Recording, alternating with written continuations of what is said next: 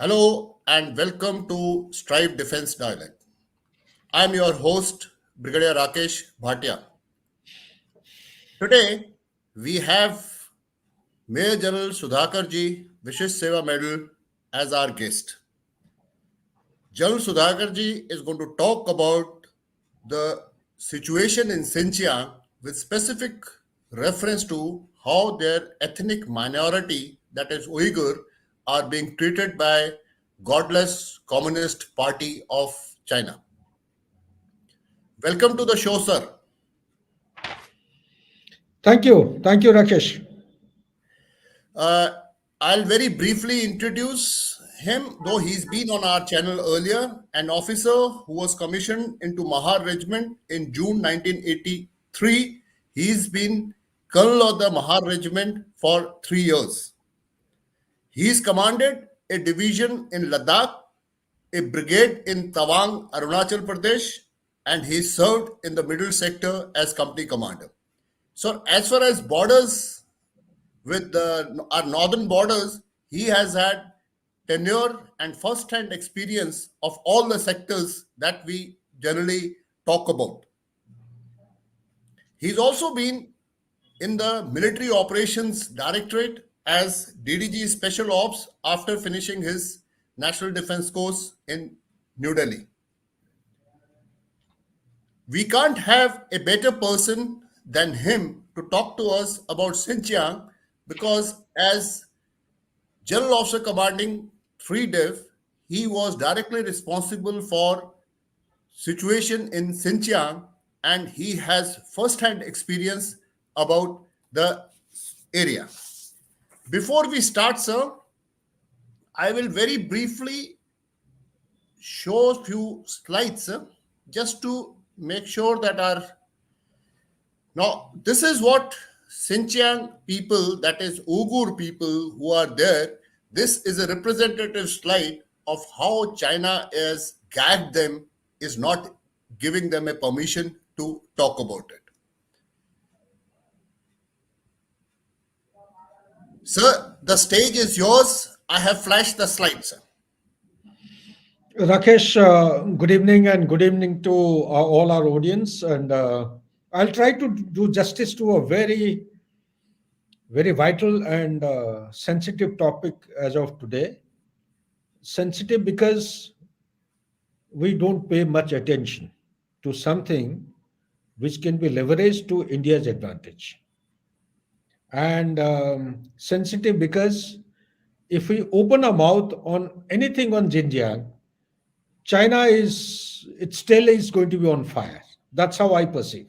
So, well, Rakesh, keeping in view the time factor in mind, I'll quickly explain as to why Xinjiang is important today. Xinjiang, China, as we all know, has about 34 administrative divisions. Some 23 of them are actually the provinces. Then you have some special territories. Then you have administrative units. But five of them essentially are the autonomous regions housing the ethnic minorities. One of them happens to be Xinjiang.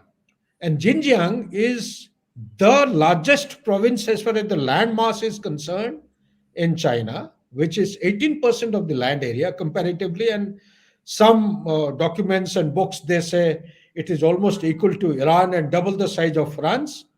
And 17th largest province or autonomous body In in the case world. it was a country, sir, that Yeah. it would have been the 17th country as far as area is concerned.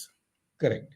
Population as on today is as given on the slide 25.8 million, and out of 25.8 million, let me clarify ab initio, way back in 1949 when PRC came into being. All of us may not be surprised to learn that the population of the Uyghur Muslims at that point in time was 90% of the total population, but as it stands today, it is less than 50%. So we can well imagine how the demographic swap is taking place. Similarly, if you talk very briefly about Tibet, the Tibetan population used to be 90% at that point in time, and now it has gone down drastically. So now keep this in the back of your mind and also try to understand the larger geopolitical influence on this particular piece of land. There are eight different countries along its border. To the north, we have Kazakhstan, Mongolia. To the east, there is a tiny portion which is not shown here. There is a province of Russia also. It has a Correct. common border with Russia. Okay, Actually, it's called. that's got hidden by our Yeah, that I border know. which is there. Some Atlantis or some name. Correct. Also, keep in mind that Gansu is to the east and Qinghai is to the east. To the south of it is actually the eastern Ladakh that we talk of, Karakoram Pass, Aksai Chin, and all that. This is very, very important. Aksai Chin, incidentally, has got such rare earth elements, heavy and high content of lead and zinc. They have got the seventh largest mine which has started mining zinc from this particular thing. And the name, if I recall correctly, it is Huan Shao Yao or something. You may have been Correct. there since you've been to the country. And it is in the Hetin County. Hetin Correct. County. So, likewise, if you go further to the west, you have Wakhan Corridor, which is about 75 kilometers width, and it's a narrow tongue. It's like a span sticking out between Tajikistan and the borders of the Gilgit-Baltistan. And further up is Tajikistan doesn't have a border, but Tajikistan border as on today is sealed, completely sealed by the Chinese forces. And as you go further northwest is Kyrgyzstan and Kazakhstan. So that's how it is built, and the whole area is also to be kept in mind that it is very rich in oil and the minerals, particularly copper, zinc. You have coal, largest producer, fifth largest producer of cotton. Also, you also it will be able to give a this thing better understanding to the viewers that while the population was 90% at the time of 1949, so how has it become 50% or less than 50% today? Correct. Because there is a deliberate uh, political enforcement of pushing the Han Chinese. So before Yes. we talk about the Han Chinese, let's also take a quick look of the other ethnic minorities. Who are they? Because they also play a very important role. Who are the Uyghurs? These are the questions which should come into the mind. Uyghurs are basically the ethnic tribes. They have Turkic origin. They're the Turkish descendant population settled in this area. And when you talk about Turkey, it is basically predominantly they are Sunni Muslim Islam religion, and the strongest fear which China has today, anything to name with Turkey, actually they go absolutely berserk because Turkey is a pan-Islamic, it's a global international kind of a religion. There is always a fear that the black flag or the red flag is being waved from across the China border, which is to the detriment of the stability, internal stability. And next is the Kazakhs are there. We have Kyrgyz. We have the Huis. Huis are something like the closest parallel I can draw with the Hui tribe or the ethnic tribe is the Han Chinese. The practices of the Han Chinese are almost similar with the Hui. Huis are the minorities here. And what is Han Chinese? Let me clear it here because we may miss out the point. Han Chinese are atheist Chinese. They are basically they have a different system, not a rigid and traditional form of religious practices as practiced by the Sunni Muslims or the Uyghurs. So we'll come to it further in detail by and by. They have Sir, Tibetans. Yeah, I'll just please don't mind, sir. As yeah, points yeah, keep yeah. coming, Please, I'll please. just say. Yeah, Hui Chinese that you're talking about is about 0.9% of the total population of China. They are right. Muslim, but they speak Chinese language. Their Yeah, yeah. culture, their way of dressing up, it's absolutely like an Han Chinese. If you go there, you can't make out any difference between a Han or a Huis. Whereas in case of Uyghurs, their language is Altai language, and their way of dressing and their practice of religion. They are religious people. They, like you had mentioned, sir, they are Sunni Muslims who follow their religion very diligently.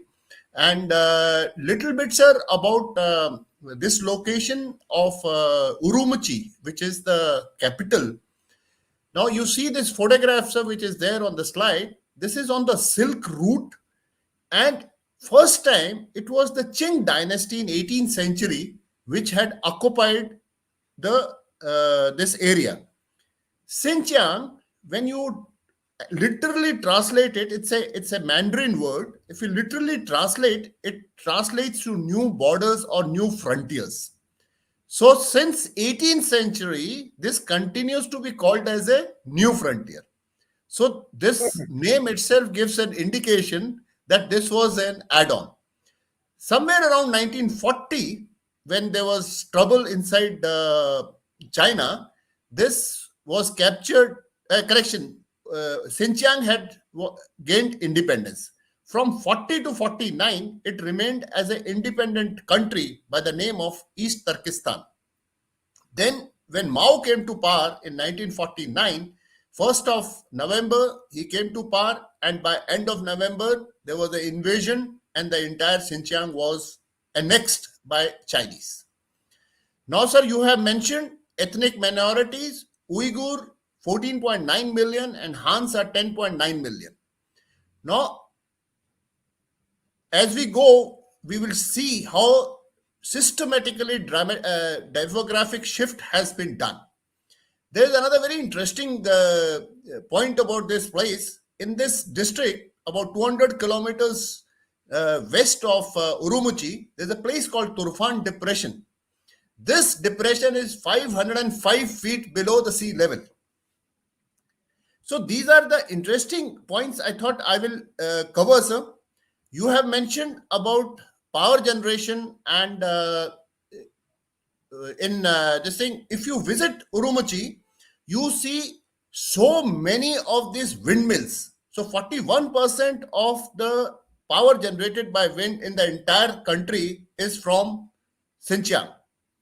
It's a source for 35 to 45% of solar grade polysilicon, which is used for making the panels for solar energy. It's one fifth of the world's cotton is produced here. The quality of cotton is so good that Parada, Gucci, Chanel, and Louis Vuitton all actually take the cotton from this location. Sir, having done this, I will now ask you a question, sir, so that we save time. That said, the primary issue which is revolving around in Xinjiang is about human right concerns, particularly like you had alluded to Uyghur Muslims reports. Now, there are mass detentions, surveillance, religious restrictions, alleged human rights, everything is there, sir.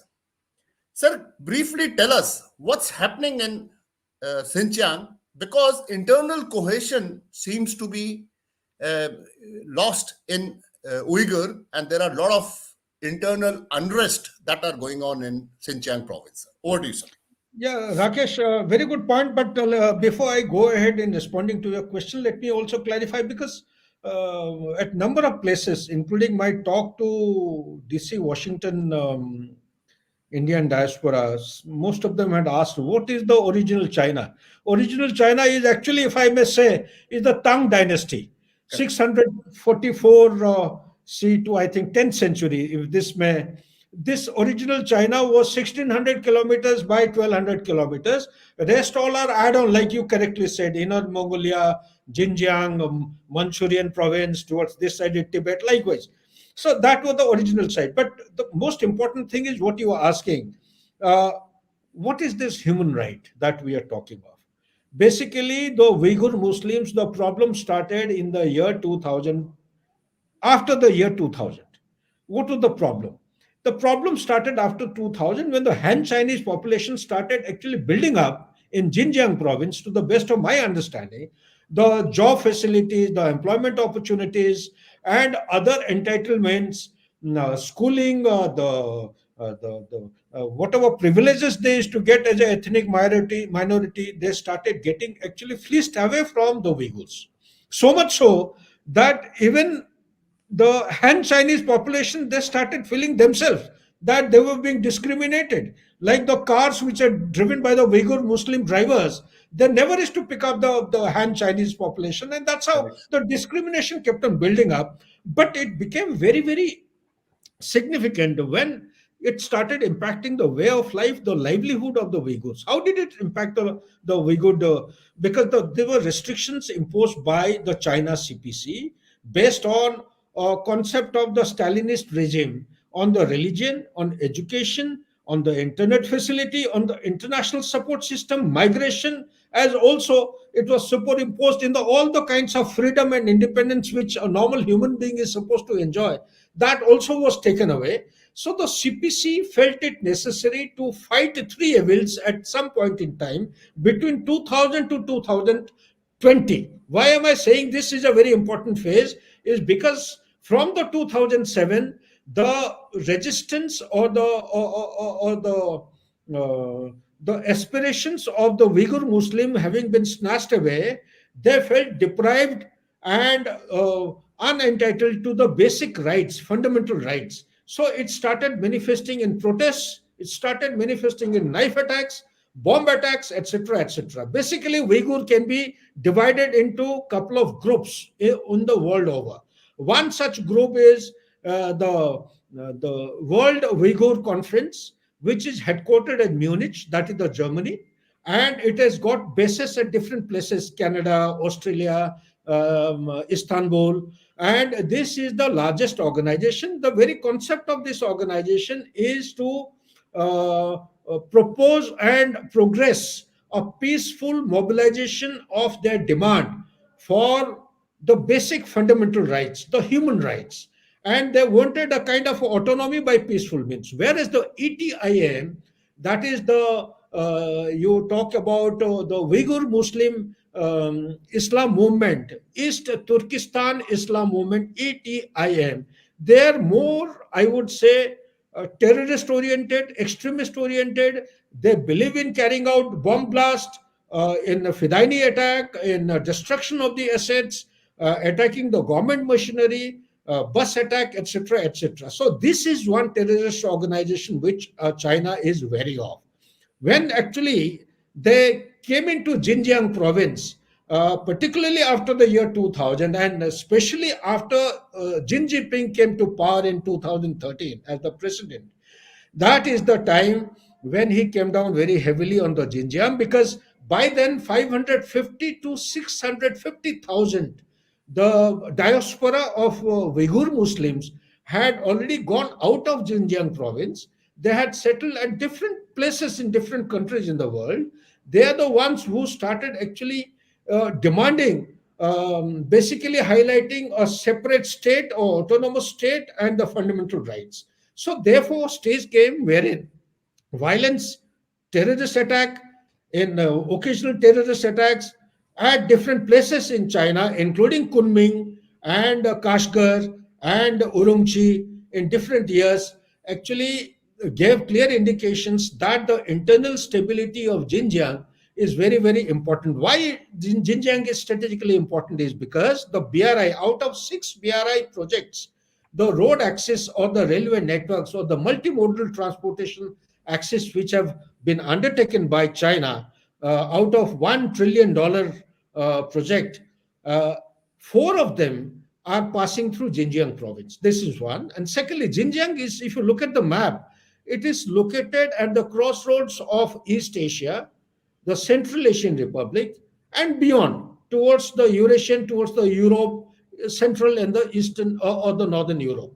So, this being a central location, they also wanted, China has been wanting right since the inception of PRC in 1949 to have access to warm water ports along the Arabian and the Bay of Bengal, Arabian Sea and the Bay of Bengal. When we talk about Arabian Sea, it has had set its eyes on the CPEC in form of Karakoram Highway. One of the articles which I read in 2010 by a military journalist, I think, he had brought out beautifully that Mao Zedong had a visionary aim and objective.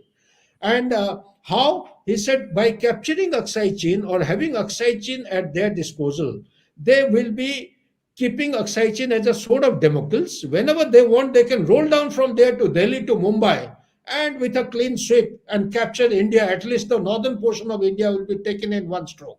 That used to be the thought process at that point in time. So Aksai Chin, that's why, has played a very important role with regard to selection of its objective, and also holding it with them for further negotiations with India. Similarly, towards Myanmar, also has got a different narrative, but to save on time, I'll come straight to the point that in the year 2007, there was an attack on the airline, Southern Airlines flight. Basically, a bombing attempt was made. It failed. In 2008, there was an attack in Kashmir. This was related to the Olympics, killed 16 police officers in 4 days before the Beijing Olympics. In 2009, there was a syringe attack in Urumqi. 2011, Bhutan attack. 14, there are three different attacks. And likewise, it became absolutely a very restive region by the end of 2014. And that is where the PRC actually took a very conscious decision of keeping it under control. And that's how they came down very heavily and established intern camps. What are the intern camps? Basically, they are the re education camps and the reform camps. They had very tight surveillance systems, roadblocks, checkpoints, and they had confiscation of passports and people's convenience cards aimed at restricting the Uyghur freedom. Also, you would be surprised to know, as in today, there are almost about 1 to 3 million Uyghur population who are Uyghur, Kazakhs, and other minorities of Central Asian Republic who are retained in these kind of intern camps. And they are being subjected to intense surveillance, religious restriction, forced labor, forced sterilization, suppressed religious practices. China has destroyed large number of mosques and the shrines. They have sent residents to work in factories, stepped up birth control measures for the Muslim women, forcibly placed children in boarding schools, promoting intermarriages with the Han Chinese, and the Sinicization of religion, which is being carried out, basically compelling the Uyghur Muslim to adopt the Han society practices. And the expression of Islam has been branded as an extremist style of life, and that is being banned by the central government, that is the PRC. So, with this kind I of would like to, backdrop, sorry, sir. I would like yeah, to yeah, add what you're yeah. mentioning. Recently, Xi Jinping's comment on Islam was that Islam in China must be in orientation, it should be Chinese. Like we say that they are not comfortable with lot of practices of Islam. Sir, ladies are not permitted to wear burqas or cover their faces in case they are entering any confined space. Men and women, their mobile phones can be checked at any time, and they have no choice but to get this thoroughly checked. The beauty is a person who's not using the mobile phone is also charged, and it's very surprising why he's charged. He's charged that probably he's into some anti-national activities and he doesn't want to leave digital signatures.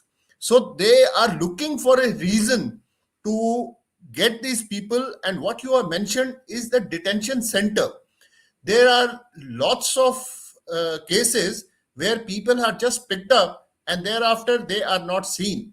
There was recently a report, sir. I read it in this. I have quoted that in this slide, wherein New York Times got hold of a 400 page internal Chinese document called Xinjiang Papers, and he has said absolutely no mercy. Leaked files expose how China organized mass detention of Muslims. You have mentioned about mosques. Now, this the photograph which is given below. It's written in Chinese and the Uyghur script. If you see, it's not very clear, but Uyghur script is more like Turkish script. So this translates into mosque safe. The locals can go to only those mosques which the government has said or certified that these mosques are safe.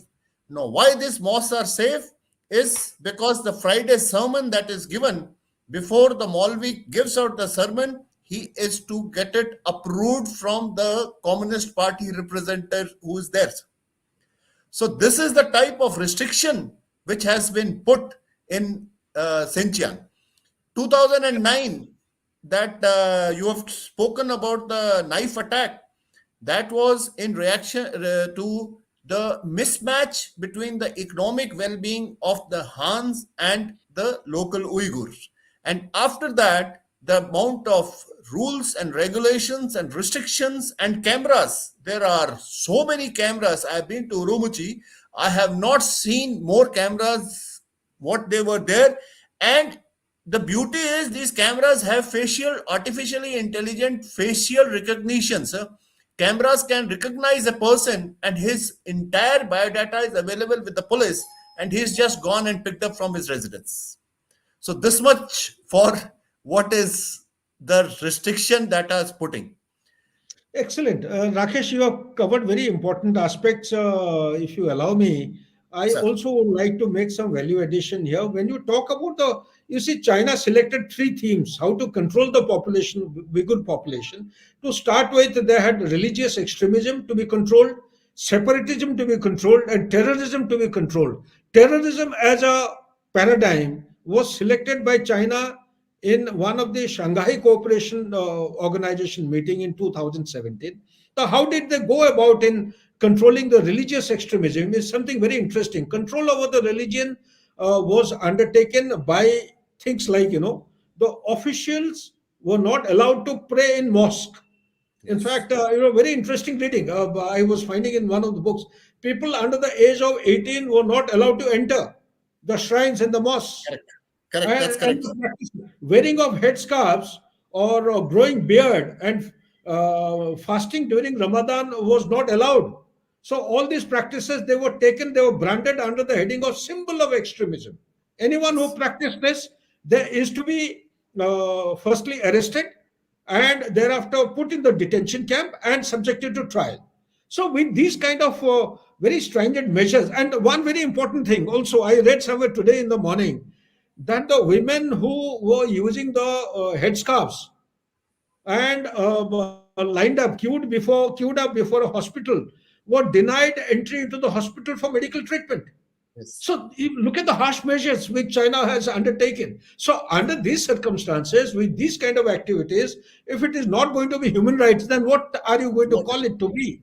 So therefore, and the control over the education is very interesting. Uyghur yes, sir. history and the doctrine of jihad, holy wars, the greater restriction on foreign lecturers and the students studying abroad. After 1990, a policy was undertaken by China that those who have gone abroad to study were disallowed from coming back to China because they were very that once they came back, they will be participating in separatism. Absolutely. Chinese students also, sorry, internet and the media censorship, more you say, still you will fall short. So to save on time, I'll quickly skip to the migration control and the internal support.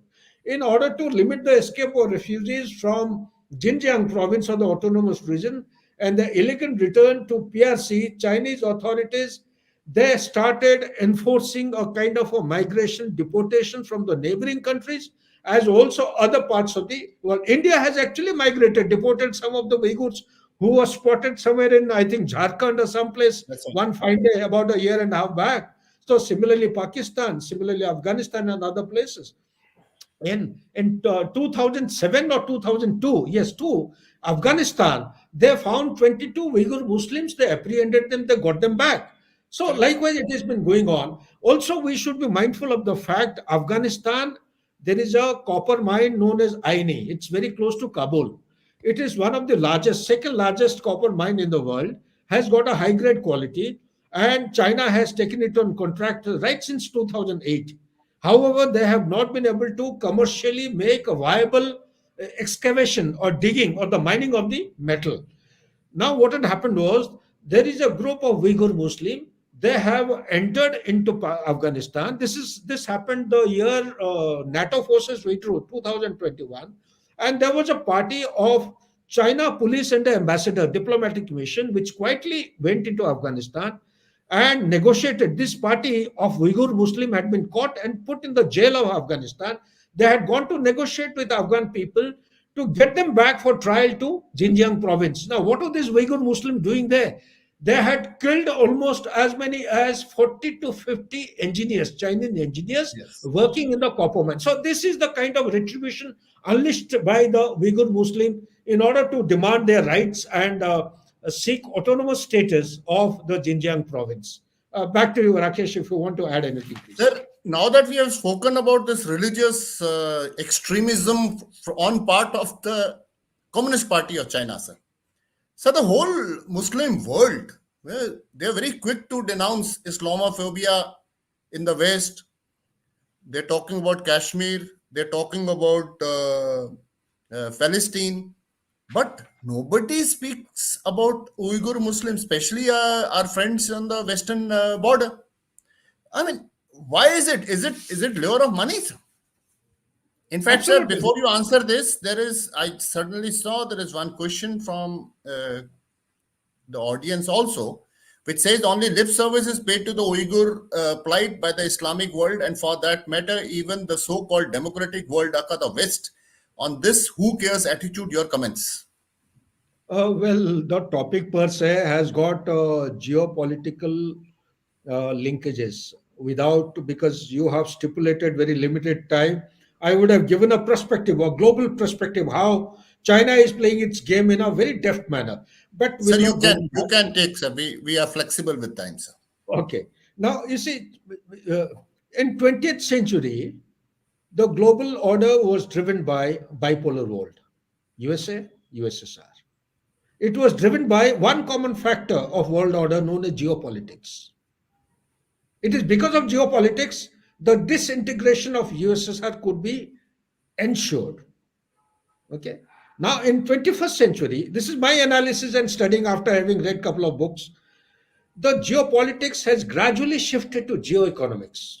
It Correct. is our doing. We have outsourced everything to China. We have enhanced our dependency on China. Suddenly the pandemic comes and the world gets up. One wake up call had come. That was the Lehman Brothers wake up call in 2008. But nobody realized. Everyone pointed a finger at USA. Yes. Okay, China played its game very deftly.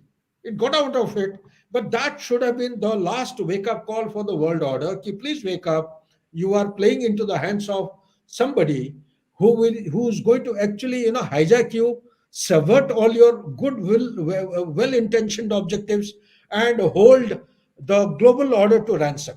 So nobody woke up. Everyone looked at the national interest, and by the bipolar world having shifted to unipolar world, we witnessed a declining superpower, and slowly we realized that from geopolitics we have shifted to geoeconomics, meaning China is the leading nation in the world, which enjoys trade surplus almost with all the continents and the Already. countries. Absolutely. Absolutely. Okay, without any exception. So, if that be the case, so China has today, what is BRI? I'm coming to. Short answer to your question is BRI. China has got a sufficient trade surplus in form of dollars. What is it going to do with the dollars? Is it going to continue to create the ghost towns the way it has been doing?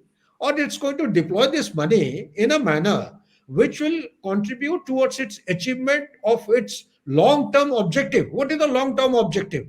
The long-term objective of China, to my understanding, is to redeem its century of humiliation, one. Yes. Number two, to rejuvenate the Middle Kingdom concept at the earliest, but latest by 2049. And number three is to attain such supremacy in global order so that it is able to challenge effectively the authority and the power of the lone superpower that is USA. I had read a very interesting quote on what you're saying, sir. They said that China's ambition is that the world order should be multipolar. Basically, saying bipolar in the sense USA and China should dictate the thing, but in Asia it should be unipolar. Whereas US wants the world order to be unipolar, and they want in Asia to be bipolar between China and India. So Absolutely.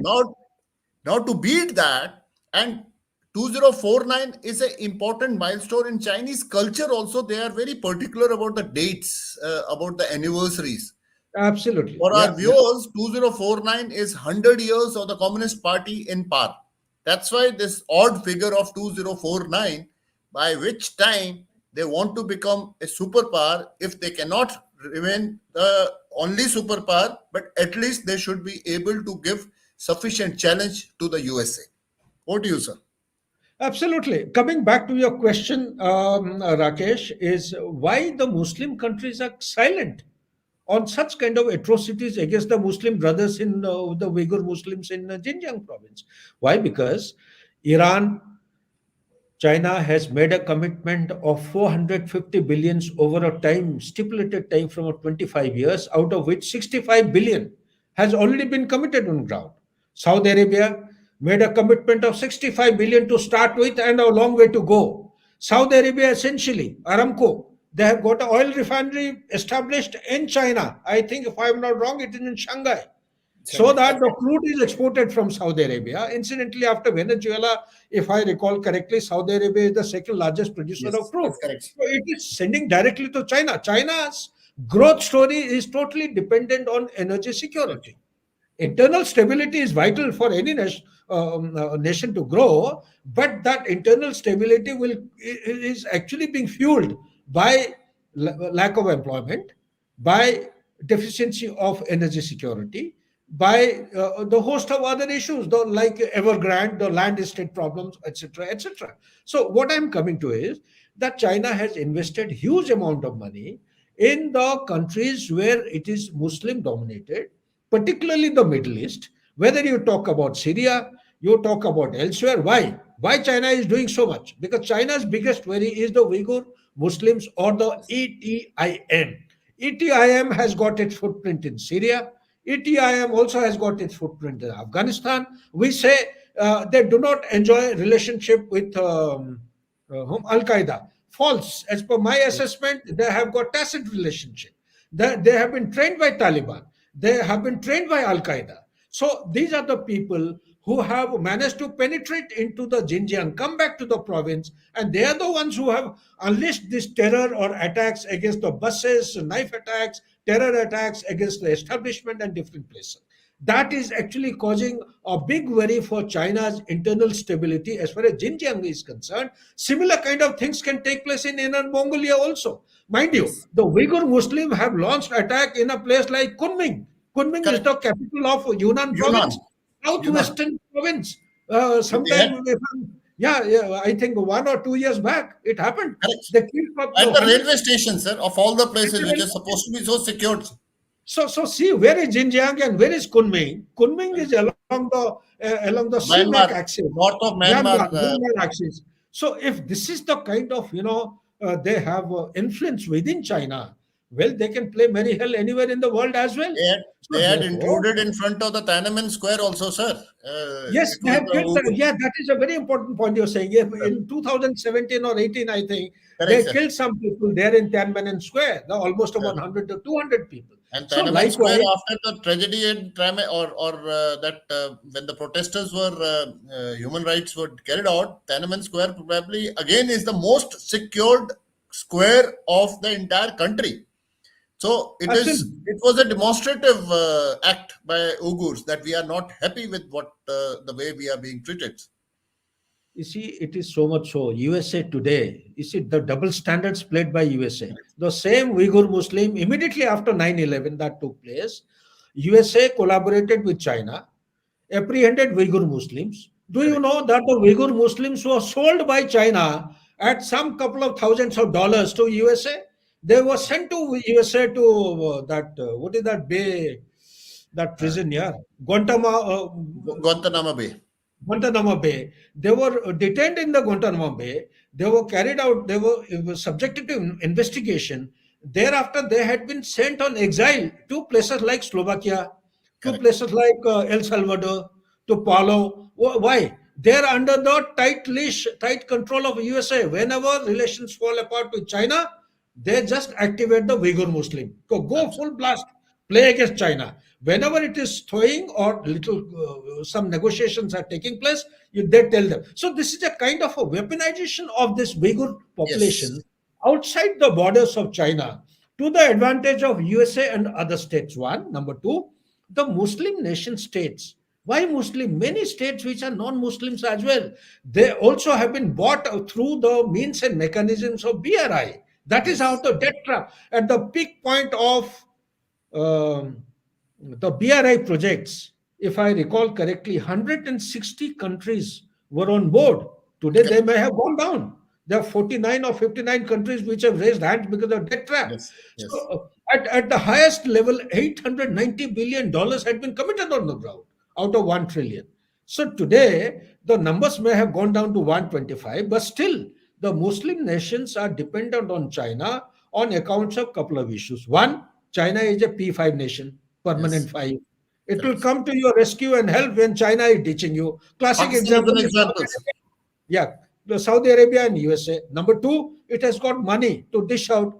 Whether you talk about Jordan, talk about Syria, talk And no about string Saudi Arabia. attached. And no string Yes, attached money, sir. no string attached. You see, Saudi Arabia, UAE, and Algeria.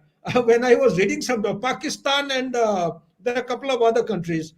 You see, Pakistan is no surprise, but UAE, Saudi Arabia, and Egypt, these are the countries which are head over heels, totally dependent on China for the day to day survival in the geopolitical order. Absolutely. Absolutely. So they are not annoying America. They need America at the time of requirement. They also need China. They cannot do without China. So what I'm coming to is that because of money, because of the economic stability, exterior stability, internally we all are aware that what are the challenges. China will collapse. People say it's ghost town and all other things. The economy is going to break down. I have a different interpretation. Never underestimate anybody, and Correct. especially your enemy. The day you Yes. underestimate your enemy, you Again, dug your absolutely. grave. You as Absolutely.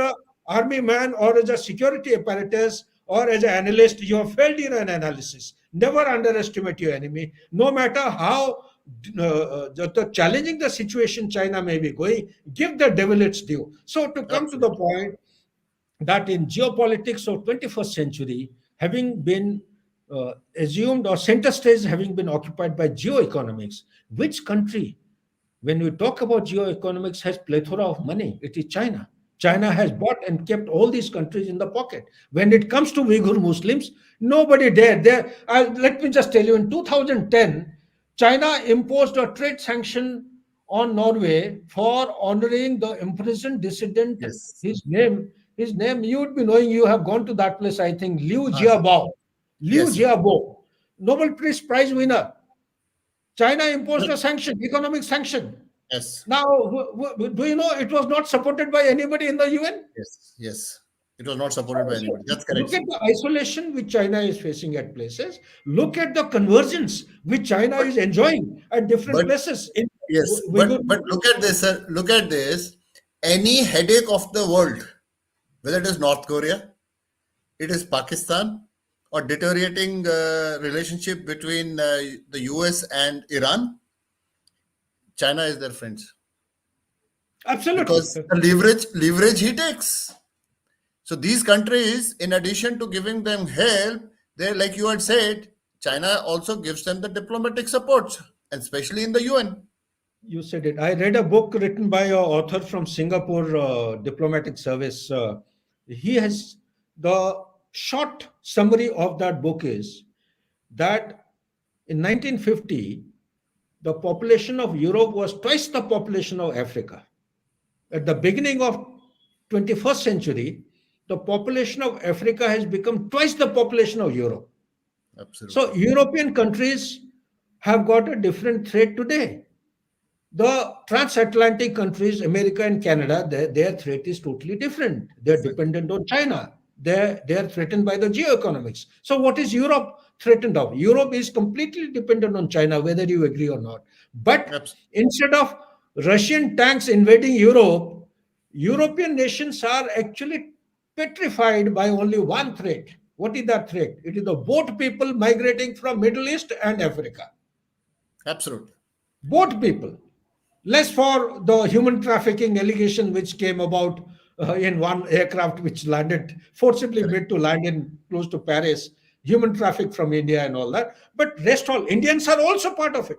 The boat Oh, people uh, includes the Muslim population, North African countries, as also from India. They are migrating into Europe. This is the biggest challenge. The demographic correct. profile of Europe is undergoing a very sharp change. So, Absolutely. as a result, it is impacting the economic livelihood of the people, the indigenous population of Europe. There are no employment opportunities. So it is being snatched away by people from outside. Absolutely. Plus, the aging population of Europe is also is primary source which is demanding these kind of people to come into Europe. Who's going to work in Europe? I've just come back from Norway, Sweden, and Finland and Estonia. The aging population is so high that there is hardly the youthful profile is hardly any. So the youth bulge which is there in India, you have almost about 65% between 15 Tremendous. years of age and 65 65 age. cars. Yes. So these are the population who will go into Europe regardless of their fear and the threat they perceive. So therefore, to answer the question which is coming up, you see the dynamics are not very different.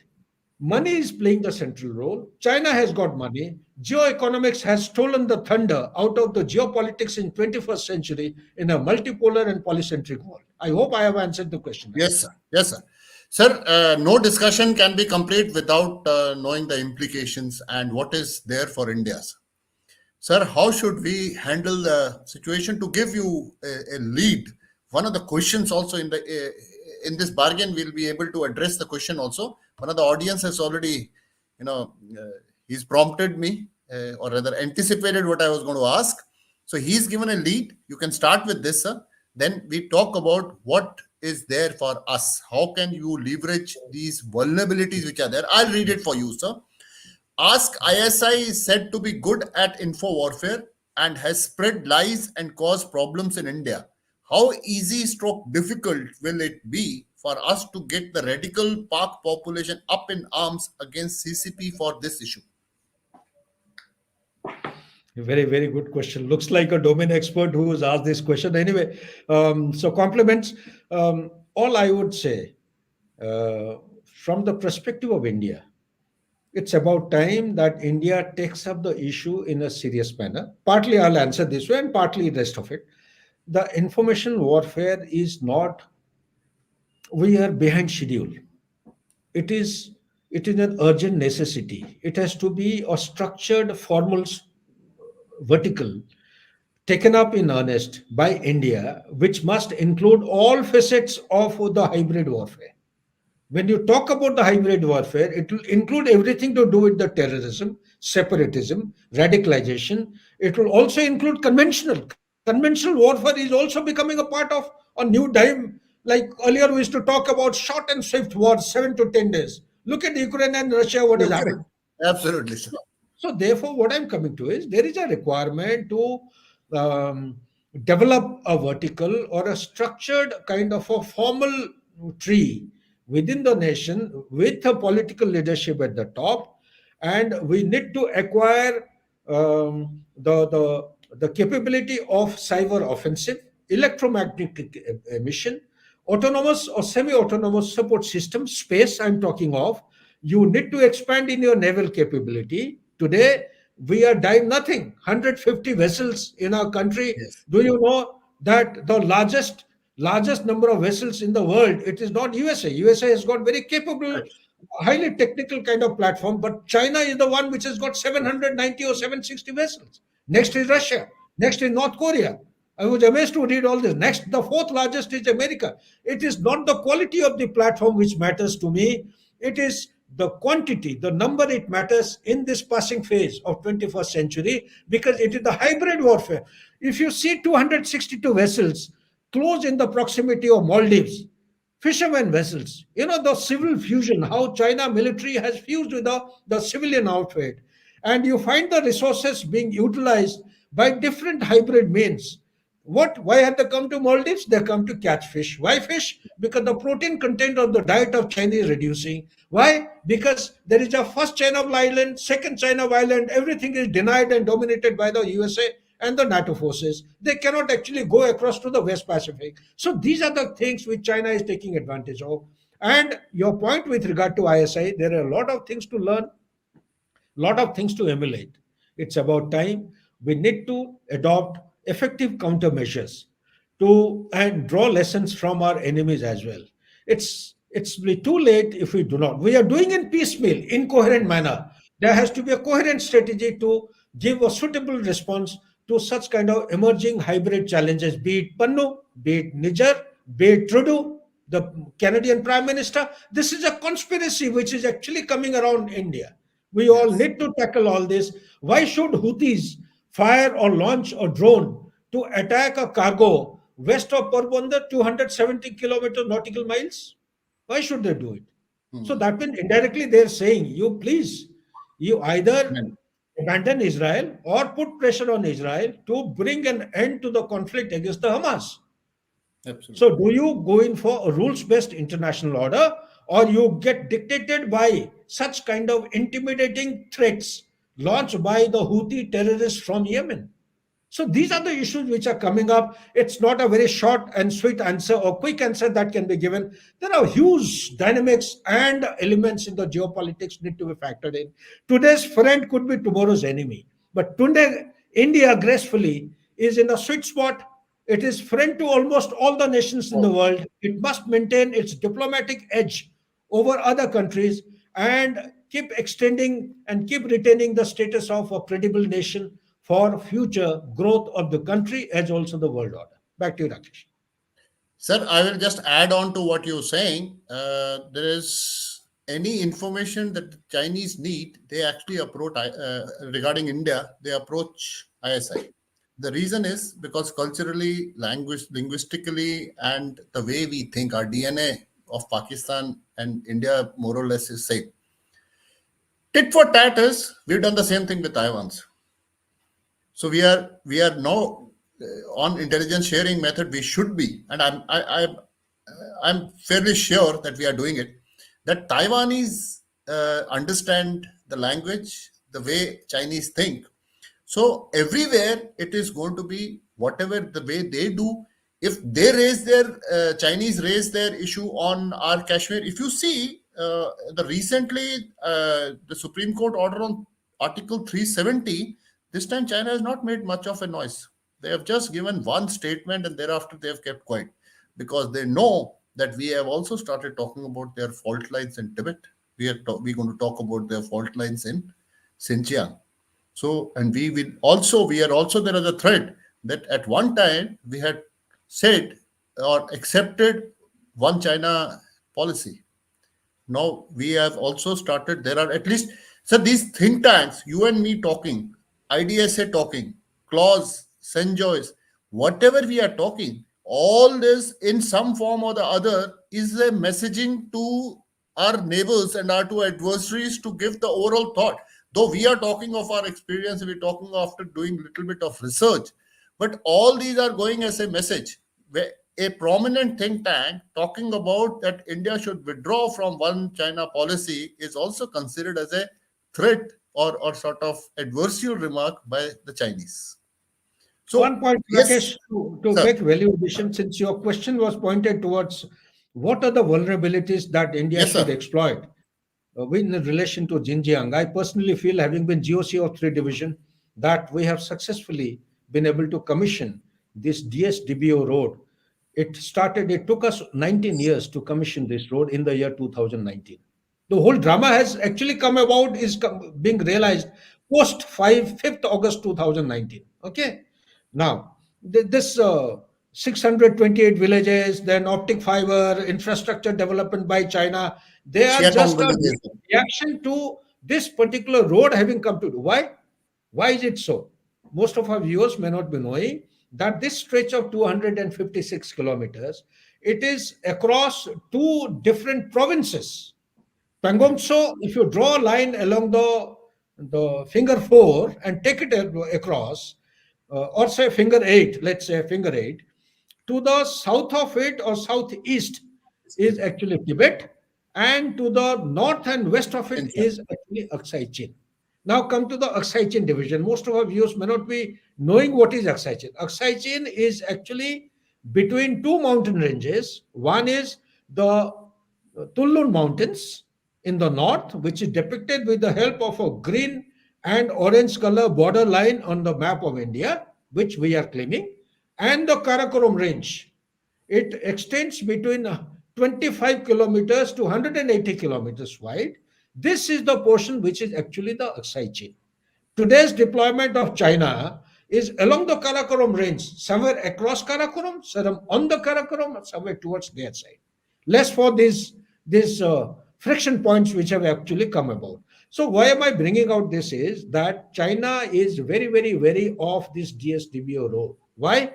At one point in time, DBO had just only one company. As on today, in the open media, when I was reading some magazines, it has got a brigade plus, independent brigade, armored regiment, BMP. Your Yes. artillery was never there, it is there. So they are scared that the Western Highway, which is G219, can be It's closest at intercepted. that location, sir. It is between 25 to 125 Correct. kilometers away. That is one. Secondly, that G695, which is under The new planning alignment investigation, has. which will be touching the disputed areas in future, including the Demchok Balaja point. You see, even that road is also under threat.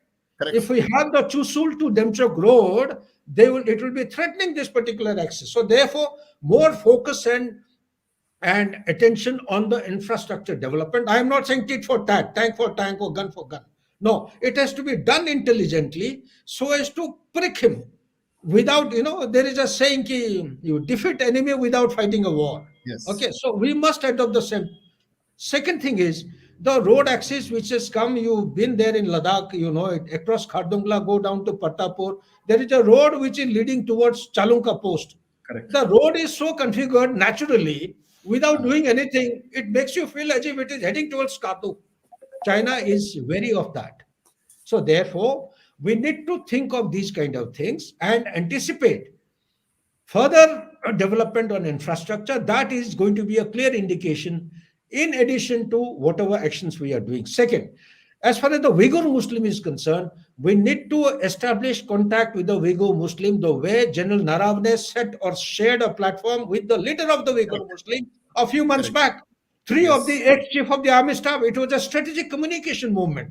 They went to Taiwan. We need to select the underbellies along the South China Sea. Yes. Philippines is being held by us. We have got a Vietnam. airstrip there. We have bought a airstrip for $835 million. We have got Hangi Island, Singapore. We have got Sabang Island of Indonesia. So all these things, plus the Andaman itself is being developed. And we must make noise for the Cocos Island. Cocos Yes. Island, it does not belong to, actually it belongs to India. Yeah. And at some point in time, if we go into the details, we'll be able to pick up threads we can assert our claim, like the way we are claiming POK, Gilgit and Baltistan. Kashgar, once upon a time, used to be part of undivided India, undivided British India. Where Zaidullah used to be part of undivided British India. We had a consulate there, down south of Ashkar. Kailash Parbat. Ashkar You had a have, counselor, sir. In fact, in yeah, 1949, when the building still exists. In fact, if you search on the internet, that building, you can see that building. And Mao had promised, not Mao, Chow and Lai had promised Pandit Nehru that once we stabilize, we will permit you to reopen this consulate there. So that yeah. is, I'm saying about something else here. Oh, Kailash Parbat ke niche there is an enclave, Mincer Mincer. enclave. Mincer. So there was a consulate there also. So Acha, why okay. don't This, we? oh, correct. You're Yes. right. You're right. Ah, correct. Why don't we pick up these small threads, join them, make a coherent story or narrative, and start claiming? होना कुछ नहीं है. In 21st century, nobody diplomacy dialogue will be, it is the Ah, standard response. लड़ाई कोई नहीं करेगा. But you make noise here, tit for tat. If he's claiming this, you claim that. The QPQ that's has to be in verbal terms. It has to be identified. It has to be proactive and effective.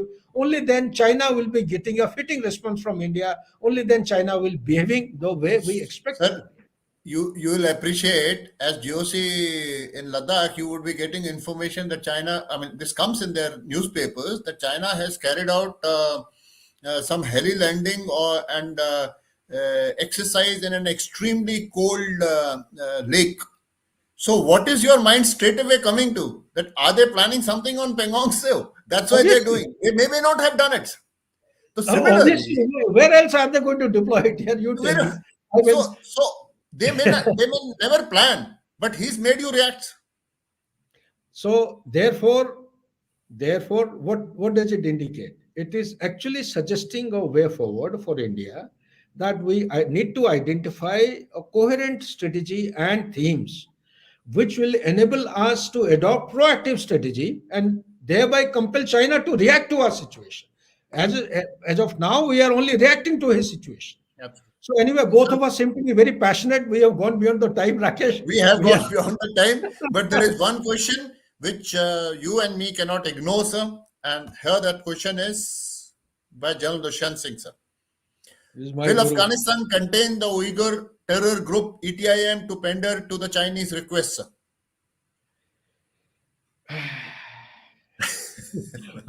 I dare not respond to this question coming from General Dushan. My take on the whole issue is it is not the issue of pandering to the Chinese request. It is the issue of the ground reality. The necessity in Afghanistan today is the livelihood, basic livelihood. They have no money, they have no food, they have no shelter, they have no clothes. Their survival thresholds are so stressed out that anybody coming up with anything which will contribute towards improvement of the livelihood, they will accept it. I hope I have been able to answer to my guru's question, because he is my, so I dare not make any very I agree with you, sir. But Taliban somehow are more sensible than our friends in yeah, Pakistan. yeah. I think Any day, they any will day. not. They will not. They will not get swayed by wherever their interest is. They will probably give. This is what I also feel, sir. We have actually exceeded our time. There's one, in fact, a comment, sir, appreciating Kumar Gopalan, Major Mr. Sudhakar ji. Please come regularly to Strive. He's our regular viewer, sir. I will, This sir. shows that how our audience has enjoyed the discussion, including and there are still, in fact, there are some viewers who are asking me, can I question now or am I late? I think we'll now wind up, sir. Your closing comments, sir. Uh, I must compliment Strive for having picked up a very important theme which will contribute in a significant manner towards formulation of national strategy to contain, to contest, and to compete against China, which is our number one enemy. Number two, Xinjiang province is a serious vulnerability of China. Within Xinjiang province, Uyghur Muslim, which is reduced from almost close to 90%, which was in 1949, to less than 50% today, provides us a platform to be exploited and leveraged to enhance our national interest. Last point is that Wakhan corridor may have been sealed, Tajikistan may have been sealed, but every border cannot be sealed. Yes. We have a huge border across Karakoram. We have a huge border across the Karakoram ranges and Tulnun mountains. We must continue to insist and assert our right, our entitlement to Kashgar, to Zaidullah, go towards which is this year, that 5,180 Shashkam Valley, Shakshkam Valley. Mincer. Unless you make noise, it will never come to us. We never had a boundary with China ever in the history of the Yes, millennia. We had a correct. boundary with Turkestan and we had a boundary with Tibet. This is a strong reminder for the nation builders of India. At some point in time, we need to take recourse to some kind of a calibrated exercise to restore status quo ante as far as our own entitlements are concerned. Thank you so much. Thank you very much, sir. And sorry, viewers, there are questions which now it's too late for us to take. I'll request, I think this is one of our audience who joined late. So we will try and adjust. And like I had mentioned on previous occasion, this was on request of one of the viewers. Any topic that you feel is we should take on, we must. And General Sudhakarji, sir, thank you very much, sir. And I will now get in touch with you again soon for the next topic, as and when our viewers suggest. Thank you Thank very you. much, and good night, sir. Good night. Bye bye. Take care.